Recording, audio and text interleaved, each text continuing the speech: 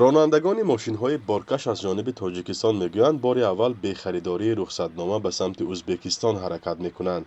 به گفته آنها سالها باز انتظار رایگان شدن این اجازتنامه بودند. ҳуҷҷатгузорӣ якум вақте ки мо бора бор кардем аз тоҷикистон тарафи Россия ба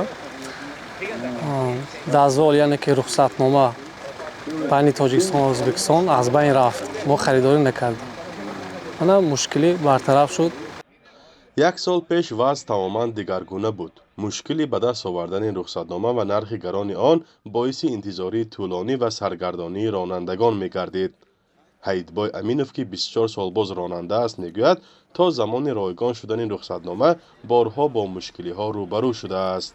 کلم فایده که میخوام من $110 میخریدم، $110 هم فایده. رسول مثال نمیرم میبردارد یا مثال یک رسول یک طرف میبردارد $100 مثال یک گله مثال شوفر با پلیس میشد.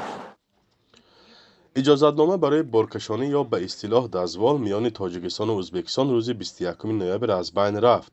به گفته نمایندگان وزارت نقلیات از این به بعد ماشین‌های بارکش میتوانند از حدود همدیگر عبور کنند. این دیگرگونی بعد به امضا رسیدن سازشنامه بین پرزیدنتان تاجیکستان و ازبکستان و تصدیق آن در پارلمان روی کار آمده است. به نوشته سامانه وزارت نقلیات تاجیکستان بر اساس این سند عبور ترانزیتی واسطه‌های نقلیات بارکش توسط قلمرو هر دو دولت به رخصتنامه عملی کرده خواهد شد.